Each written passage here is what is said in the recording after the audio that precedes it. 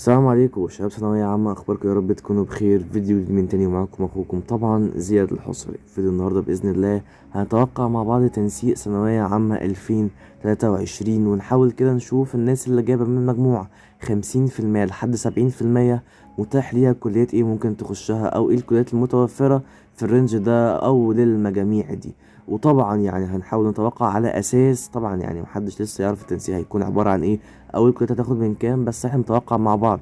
فوارد ان يكون صح، وارد ان يكون اكيد مش مظبوط، بس ان شاء الله غالبا هيكون قريب جدا من الفيديو بتاعنا النهارده اللي هيحصل ان شاء الله يوم نتيجة التنسيق بتاعتكم. بس قبل اي حاجه، لو انت اول مره تشوف فيديو متنساش تعمل لايك للفيديو ده واشترك في القناه، واكتب في الكومنتات رايك في الفيديو ده عشان بنصور محتوى جامد جدا لطلاب ثانويه عامه. قبل ما نخش الفيديو بتاعنا النهارده، بس حابب انوه عن حاجه، ان النهارده كان موعد نهايه او غلق يعني موقع التنسيق ثانويه عامه للمرحله الاولى، بس اتمد ان شاء الله يوم الخميس بعده بكره. فباذن الله احنا مع بعض هعرفكم ازاي تكتبوا التنسيق بتاعكم وكل حاجه لها علاقه بالكليات، وكل كبيره وصغيره ان شاء الله هعرفها لكم. فيلا بينا كده من غير كلام كتير نشوف مع بعض الكليات المتاحه من مجموع 50% ل70%.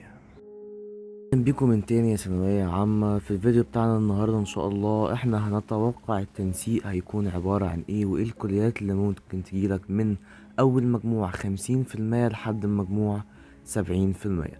طبعا الناس اللي لا قدر الله جايبة ملحق او حاجة او عندها مادة لسه هتاخدها ان شاء الله في الامتحانات، ما يلقوش من اي حاجة، هيخشوا في التنسيق وهيظبطوا كل حاجة، وكمان هيكون ليهم اماكن في الكليات عادي جدا، وان شاء الله المجموع بتاعك هيزيد، فما تشيلش هم اي حاجة. نبدأ مع بعض كده بأول حاجة ممكن تخشها من المجموع بتاعنا اللي هو 50% بالظبط، أو بدرجات 205 درجة. أول حاجة طبعا معهد العالي للسياحة والفنادق الموجود في مريوط. طبعا في البدايات دايما بيكون موجود حاجات بمصروفات أو بفلوس أو بين قوسين كده معاهد. في معهد سينا برضو، معهد راية العالي للإدارة والتجارة الخارجية موجود في دمياط، ومعهد راية برضو من أشهر المعاهد الكويسة جدا موجودة في دمياط. بعد كده تبدأ تيجي الكليات بتاعة التكنولوجيا والعلوم الصحية في برج العرب وفي أسيوط. وطبعا كل الكليات التكنولوجية للصناعة والعلوم والحاجات دي كلها بتكون كليات بمصروفات، مش كليات يعني بمصروفات عادية، لا بالعكس، زيها زي بالظبط الكلية الخاصة أو المعهد. عندك أكتر من مكان، عندك في برج العرب، عندك في 6 أكتوبر، عندك كمان في حاجة علاقة بالطاقة الطبية كمان. لو انت ميال شوية للقطاع الطبي وانت للأسف مجموعك مقدرش ان هو يوصل للكليات الطبية، معانا كمان يعني هنا اختيارات كتير جدا. في كلية تكنولوجيا الصناعة موجود منها طبعا في بورسعيد، برج العرب، في أسيوط، في أكتوبر، طبعا بمختلف المسميات بتاعتها بقى، سواء صناعة وطاقة أو صناعة مثلا والأجزاء الطبية اللي موجودة فيها طبعا. نفس الكلام معانا يبدأ يخش معانا المعاهد العليا زي معهد سينا العالي للسياحة والفنادق الموجود في راس سدر.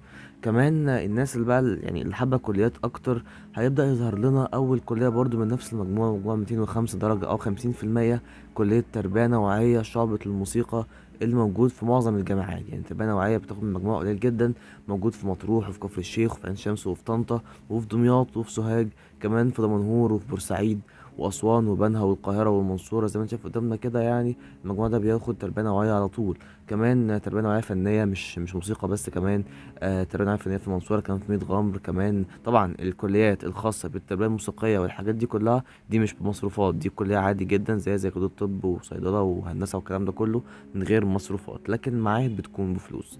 نيجي هنا أول مع بعض الكليات تظهر قدامنا كلية عملية بقى، تبقى كلية التربية الرياضية الموجودة مثلا في مدينة السادات في المنوفية.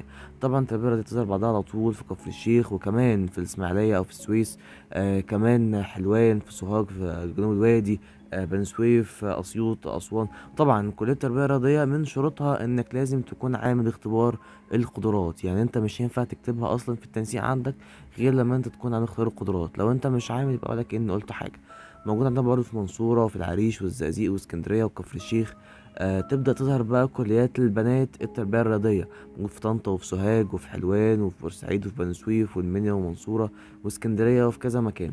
يظهر معانا كمان بعض المعاهد والكليات، يعني مثلا معهد العلوم التجارية الحاسب شعبة محاسبة في العريش، كمان المعاهد الخاصة باسكندرية، المعهد العالي للإدارة والحاسب شعبة نظم براس البر.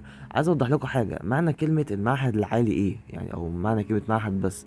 طيب لو أنت لقيت معهد بس اعرف إن ده معهد مش 4 سنين، إن هو سنتين غالبا، وبيديك شهادة اسمها شهادة فوق متوسطة. يعني مش شهاده عاليه. لكن لو معهد عالي مثلا الاداره اللي في راس البر او في اسكندريه او اي كلمه معهد عالي، اعرف ان ده فعلا معهد عالي وبيديك شهاده عاليه او شهاده تعادل شهاده البكالوريوس. طبعا لو انت متابع فيديوهاتي من زمان هتعرف الفرق بين الشهاده فوق متوسطه والشهاده العاليه طبعا في الجيش والحاجات دي كلها. لسه مستمرين مع بعض في المعاهد اللي هو طبعا معظمها بفلوس. تبدا الدرجات تزيد شويه، انت بتشوف انت ميال لايه او مجموعك جايب لايه. طبعا هنا معاهد مختلفه ومختلفه الاشكال والالوان وحاجات انت شفتها وما سمعتش عنها، بس الحاجات دي ان شاء الله بتكون متاحه. برضو اول يظهر عندنا كليه تربيه، شعب التربيه الفنيه، تربيه نوعيه فنيه، تربيه رياضيه، المعاهد العليا طبعا. ومعظم المعاهد دي بتكون بفلوس، يعني المعاهد بفلوس، لكن الكليات غالبا مش بتكون بفلوس. معانا كمان تربية نوعية، المعهد للدراسات النوعية، معاهد العبور. طبعا احنا وصلنا عند مجموع حوالي 200 مثلا و16 او 220، ولسه برضو مستمرين في المعاهد. طيب يا عم زياد، انا واحد مثلا مش عايز معاهد، اعمل ايه؟ عندك اول كلية ظهرت قدامنا كلية تربية، خلاص بقى يعني تربية اسوان، او تربية رياضة بين قوسين كده لشعب الطلاب علم الرياضة، تربية مطروح، تربية سوهاج. طبعا المكتوب جنبها رياضة ليه؟ لان مجموع كلية تربية شعبة علم رياضة بتكون اقل من شعبة علم علوم والشعبة الادبية، فهي ظاهرة هنا في الاول كلية التربية. هنقلب كمان مع بعض كده ونشوف، لسه برضه مستمرين في المعاهد بتاعتنا. بعد كده تربية نوعية دمياط، تربية نوعية اسوان، تربية نوعية بقى عامة مش شعبة موسيقى ولا شعبة مثلا فنية او حاجة. لسه مستمرين مع بعض مثلا. نهاية تربية نوعية برضو موجودة. تربية طفولة بتظهر معانا من عند 226 في أسوان. كمان المعهد الفني التجاري بقينا، ولسه مستمرين في المعاهد. لما انت بتطلع هتلاقي معاهد، وأول حاجة تظهر قدامك كلية التربية بأشكالها وأنواعها. كمان هنا مثلا أول يظهر عندنا معهد فني تمريض، مستشفى تخصصي عين شمس. ايه كل الحاجات الغريبة دي؟ أول معهد يظهر قدامنا خاص بالقطاع الطبي، معهد فني تمريض من 230 درجة، وده بيكون يعني معهد مصروفات او معهد خاص. ودي من المعاهد الفنيه للتمريض الخاصه، لان اصلا مفيش معهد فنيه خاص للتمريض المعتمده زي ما انتوا فاهمين طبعا، بس ده معتمد مفيش فيه اي مشكله خالص. عندنا كمان هنا معهد التكنولوجيا العالي للعلوم الصحيه الطبيه بالمنيا، مكتوب جنبها 2+2. معناها ايه الكلمه دي؟ معناها باختصار انك ممكن تاخد سنتين بس وتتخرج عادي وتشتغل، يبقى معاك مقفل متوسط، وليك الاوبشن انك تكمل سنتين فوقهم زياده، يبقى انت درست 4 سنين، ويبقى انت كده خريج معاك شهادة تعادل شهادة البكالوريوس او المؤهل العالي. معانا برضو معهد فن تمريض اورام القاهرة من 233. لان المعهد ده برضو معهد مصروفات ومعهد خاص وتكليف ولشغل وليه كل حاجة طبعا. اول حاجه تظهر معانا بقى في الكليات اللي لها علاقه بالشق الادبي شويه، كليات الخدمه الاجتماعيه طبعا. انتساب، خدمه اجتماعيه، تربيه نوعيه. طيب معنى كلمه انتساب ايه بقى؟ دي ممكن تلاقيها في مثلا في اداب، في حقوق، في الكليات اللي هي بتكون ادبيه او كليات مش يعني فيها شق عملي. معنى كلمه انتساب يعني انت بتدرس اول سنه في الكليه بس من غير ما تروح الكليه اصلا، لان مش بيكون ليك درجات اعمال سنه، بتكون يعني انت محروم منها لحد لو انت جبت تقدير تقريبا جيد او جيد جدا في سنه اولى، تبدا تحول انتظام عادي وتروح ودرجاتك بتزيد. معهد فني تمريض حلوان يبقى يظهر معانا، بس انا بصراحه بتوقع المعاهد الفنيه للتمريض والفنيه الصحيه والحاجات دي كلها القطاع الطبي، اتوقع ان هو يزيد نظرا لاختلاف التنسيق عن السنه اللي فاتت. كمان الارتفاع عدد الناس المقبله على المعاهد. كمان يعني الناس عايزه حاجه فيها شغل، والحاجه اللي فيها شغل طبعا ناس كتير بتخشها وبتزود المجموع بتاعها. فانا ما اتوقعش ان المجاميع دي هتكون ثابته، هتزيد في المجاميع الخاصه بالفن التمريض او القطاع الطبي، لكن الباقي غالبا هيكون نفس الرينج باذن الله. تربيه دمياط رياضه برضو، تربيه نوعيه، تربيه المنيا. نبدأ نظهر بقى أول كلية آداب عند مجموع 240، بس طبعا آداب انتساب، يعني بتكون موجود في البيت لحد إن شاء الله ما بتجتهد وبتكون أو بتحاول آداب انتظام. أول كلية حقوق من 242، آداب انتساب موجود معانا في العريش، المنيا، أسيوط. حقوق انتساب المنصورة طبعا، حقوق حلوان، بنها، أسوان. آداب دمياط، آداب أسيوط، آداب حلوان. وبرضه لسه المعاهد مستمرة معانا. المعهد الفني للتمريض زي ما احنا شايفين قدامنا هنا برضو، بس يعني انا برجح انها تكون اعلى ان شاء الله يعني. انا والله اتمنى كل الخير ليكم وانها تكون قليله، بس انا اتوقع اللي هيحصل وغالبا اللي ممكن يحصل. كلية سياحة وفنادق تبدأ تظهر معانا، موجودة في الأقصر في مطروح طبعا من مجموع 246. طبعا كان ليه اختبار قدرات بس اتلغى، يعني ممكن ناس تخشها من غير قدرات عادي. سياحة وفنادق الفيوم، السادات، عين شمس، سوهاج. حقوق طبعا لسه مستمرة معانا. كلية تربية تبدأ تظهر أول كلية آداب مش انتساب أو آداب انتظام عند مجموع 246. جنوب الوادي، بني سويف، أسيوط، عين شمس، شبين الكوم، المنصورة. كلية إعلام وتكنولوجيا اتصال، السويس، علم رياضة. دي كلية إعلام لازم عشان تخشها تعمل اختبار القدرات الخاص بيها طبعا. كلية الإعلام دي خاصة بشعبة طلاب علم الرياضة من 246. في جنوب الوادي كمان، وفي كمان في عين شمس. كلية تربية قناة السويس، إعلام بني سويف، آداب العريش. لسه المعاهد موجودة برضو، والمعهد التكنولوجي للتمريض بني سويف. المعهد ده برضو معهد خاص بمصروفات ولتكليف ولشغل ليه كل حاجة. آداب دمياط، آداب انتساب، آداب الفيوم، اقتصاد منزلي، دار علوم انتساب طبعا. معهد العالي للهندسة. المعهد ده بيديك شهادة أو البكالوريوس في علوم الهندسة، أو أنت كطالب هندسة عادي جدا مفيش أي فرق خالص، بس الفكرة إنك بتخش بمصروفات. لسه مستمرين مع بعض كمان عند المعاهد العليا للهندسة اللي بتديك شهادة الهندسة طبعا. كليات الحقوق، حقوق بنها، حقوق طنطا موجودة برضو. كمان معانا حقوق المنصورة، آداب حلوان، دار العلوم طبعا المنتشرة في كل أو معظم الجامعات المصرية.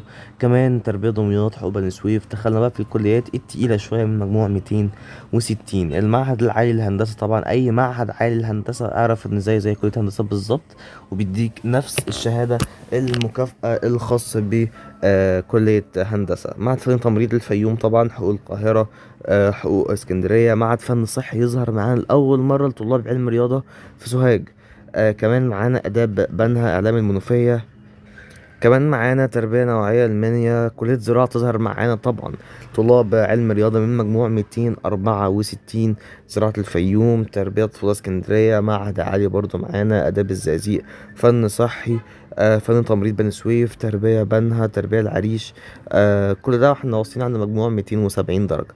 ممكن نجري شوية كده نوصل عند كلية التربية بنات، عين شمس، إعلام القاهرة، حقوق دمياط، زراعة كفر الشيخ.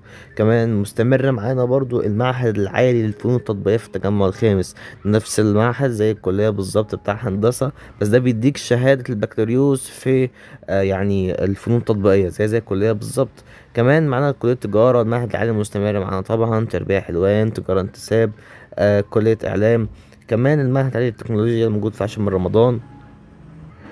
كلية الزراعة موجودة معانا كمان، تربية مطروح، حقوق المنيا، تجارة انتساب، زراعة بني سويف، تربية أسيوط.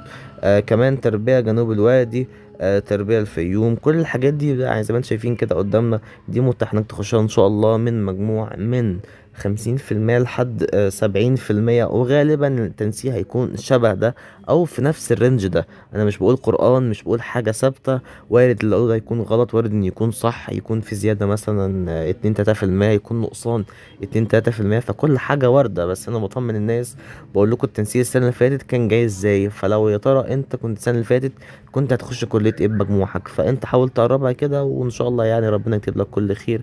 زي ما احنا شايفين هنا عند 290 خلاص، ده مجموع 70%. فن تمريض، كلية علوم طبعا ظهرت معانا، دي من اعلى الكليات في يعني التنسيق ده او في الدرجات دي. زراعة يعني هنا مجموعة 290. دي خلاص آخر حاجة في الفيديو بتاعنا النهاردة. وزي ما قلت لكم أنا مش بقول قرآن، مش بقول حاجة ثابتة، أنا بحاول أتوقع التنسيق، وارد يطلع صح وارد يطلع غلط، وبقرب لكم الأمور. وإن شاء الله بإذن الله مش هسيبكم، ويعني مستمرين في الفيديوهات بتاعتنا الخاصة بالكليات، واكتبوا لي كل حاجة أنتوا حابينها.